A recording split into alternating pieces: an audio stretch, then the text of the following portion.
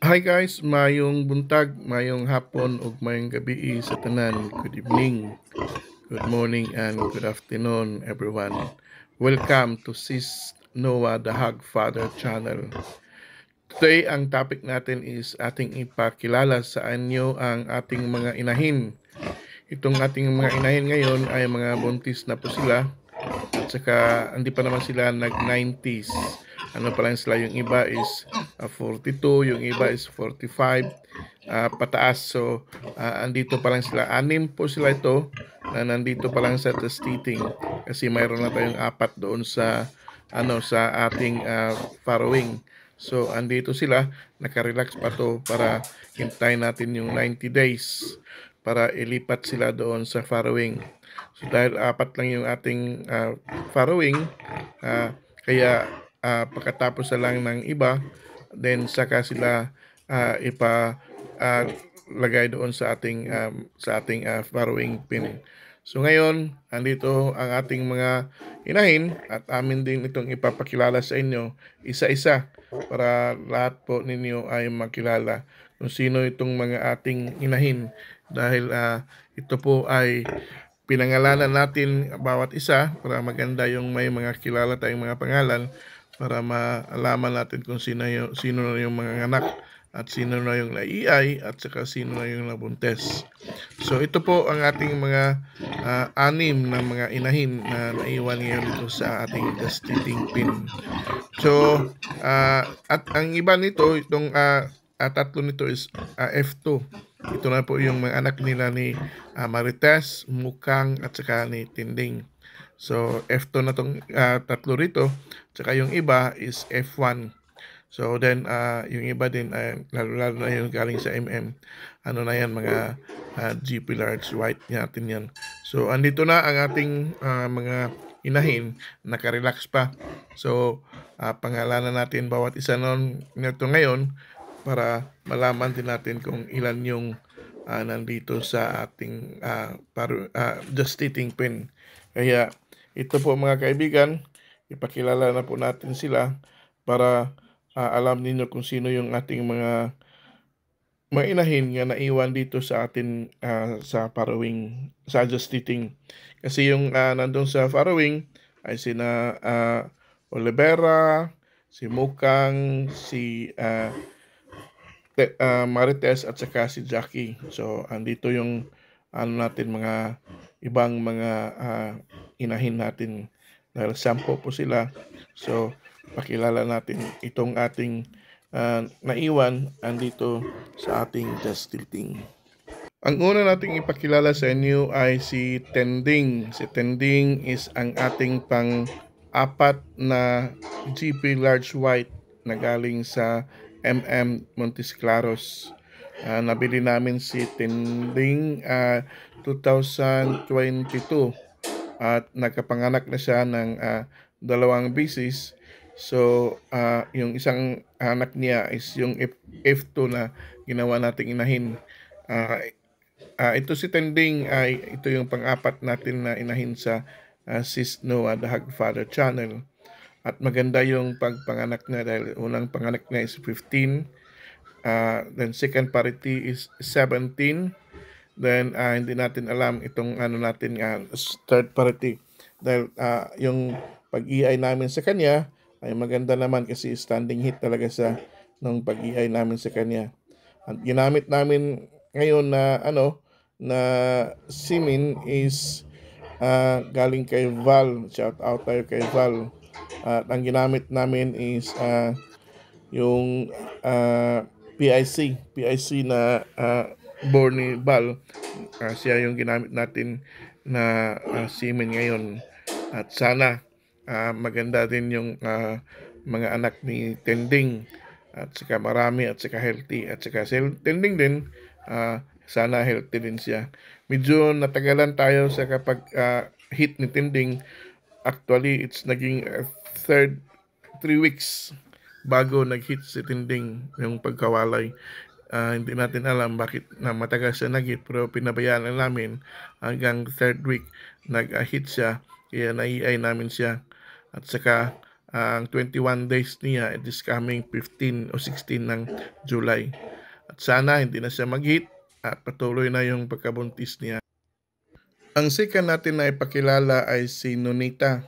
Ito naman si Nonita, ito yung pang-anim namin na inahin dito sa ating kulungan o farm sa Sis Noah, the Hogfather channel o Hogfather farm.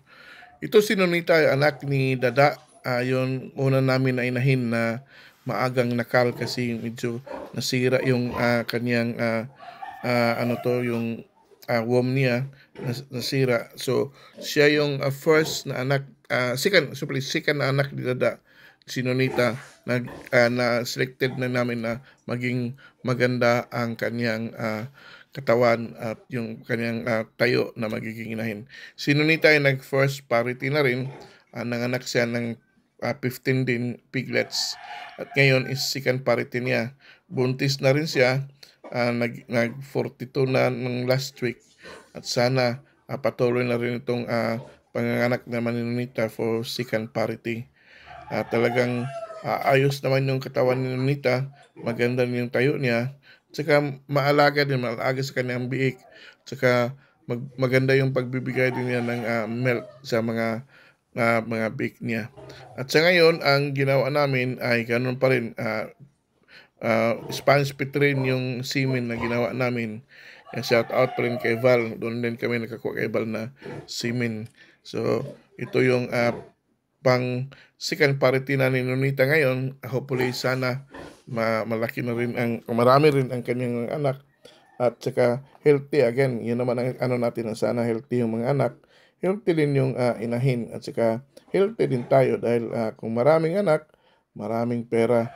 So, ganun po ang ating inaasahan sa ating mga babuyan para din natin pangbili ng ating mga feeds.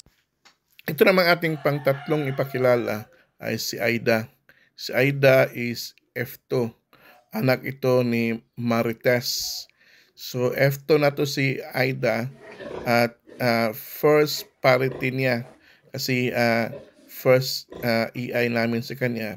At ang ginamit namin dito ay durok na semen ang ginagamit namin kay Aida.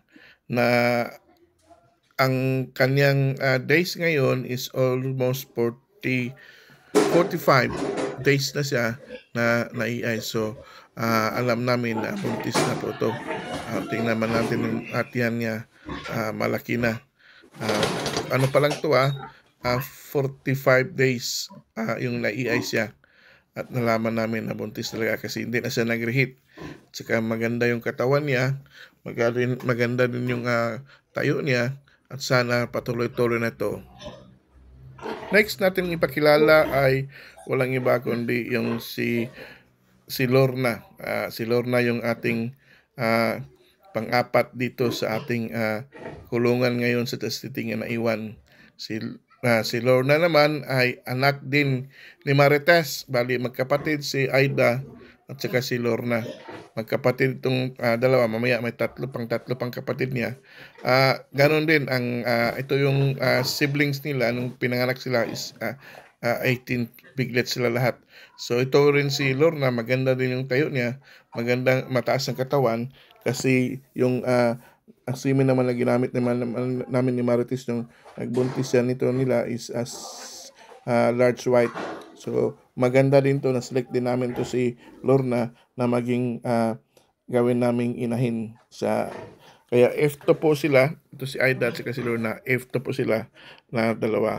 Ito naman ay ipakilala din natin si Fe. Nakilala na natin kanina si Lorna, si Aida, si Lorna at si Fe. Ito yung pang tatlo doon sa anak ni Marites na ginawa nating inahin. Si Fe po ito, ganon din ang niya, semen na ginamit niya, large white. So F2 to ni anak ni Marites. Maganda din yung selected din ito. 16 tits ito, didi niya, at saka maganda yung katawan niya, mataas, malaki, ganda talaga yung niya. Na-EI na rin ito.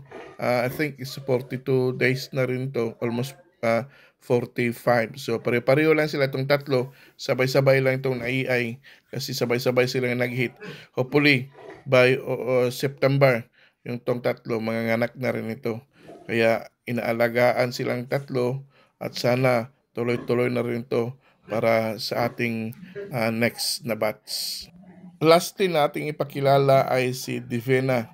Si Divina naman anak ni Mukang. Ito sana, ibinta sana namin ito, kaso lang hindi bumalik yung nito yung buyer. Kaya ang naisip namin, wag na nating ibenta. Kaya pag next day bumalik siya kasi kunin sana niya, sabi namin wala na, naibenta na. Kaya ito iniwan na lang namin kasi sa 5 na mga anak ni Mukang na mga magaganda na naselect namin, isa ito sa 5, kaya yung 4 nabinta na. So ito yung pang 5 na ibenta sana, kaso lang na yung bumibili, kaya nag-decide kami na wag na lang ibenta, para idagdag na lang natin ito sa ating mga inahin para maging 10 din sila na maging inahin dito sa ating farm sa Sis Noah Dogfather Farm. So sa ngayon, ito po sila. 10 na po sila na mga inahin namin sa Sis Noah Dogfather. Yung 4 is nandun na waiting for this week. Yung 2 si Olivera at saka si Mukang manganak this coming 16, 17, 18 ng July. Saka mayroon na naman si Marites sa 27, 28, and then the last week is sa 29, 30 ay si Jackie. So yung 4 na yon ay mga anak this month. Sana maganda yung anak nila, marami at healthy at saka inahin. So ito yung naiwan lahat dito sa ating Just Eating ngayon, at sana patuloy ito para marami ang ating mga inahin naman. So sa hog raiser dyan, sa mga babuyan, sa ating lahat, mabuhay tayo, patuloy lang, laban lang, at kunting tiyaga, makarating din natin sa ating mga panaginip at sa ating mga vision, komisyon sa ating babuyan. Sa mga subscribers, maraming salamat sa inyong lahat at mabuhay po tayo, and God bless us all.